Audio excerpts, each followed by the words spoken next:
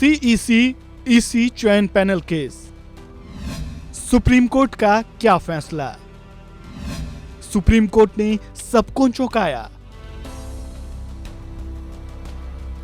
नए मुख्य चुनाव आयुक्त ज्ञानेश कुमार की नियुक्ति से पहले ही सुप्रीम कोर्ट में एक याचिका डाली गई थी।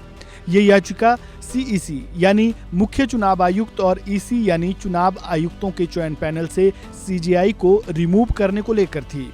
कानूनी भाषा में बात करें तो इस संबंध में कानून की वैधता को चुनौती देने वाली याचिका डाली गई थी।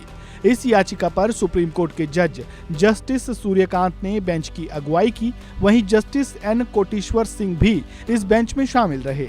वहीं सीनियर एडवोकेट प्रशांत भूषण के NGO association for democratic reform की तरफ से डाली गई इस याचिका पर सुनवाई हुई। सुप्रीम कोर्ट ने इस मामले में क्या फैसला सुनाया है वो इस वीडियो में हम आपको बताएंगे। सबसे पहले जानते हैं सीनियर एडवोकेट प्रशांत भूषण ने सुप्रीम कोर्ट की बेंच को क्या दलील दी।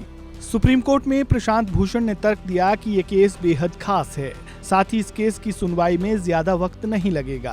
प्रशांत भूषण ने कहा कि याचिकाकर्ता को इस मामले में अपनी दलीलें पेश करने में 1 घंटे से भी ज्यादा वक्त नहीं लगेगा, लेकिन सुप्रीम कोर्ट की बेंच ने इस केस की सुनवाई को टाल दिया, यानी कि इस केस पर सुनवाई ही नहीं हुई है, तो फैसले आने की बात बेहद दूर है।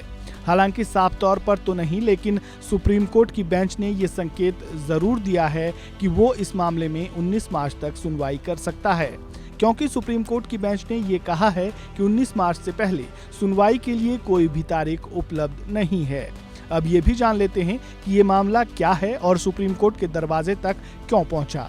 दरअसल 18 फरवरी को मुख्य चुनाव आयुक्त राजीव कुमार रिटायर हो गए।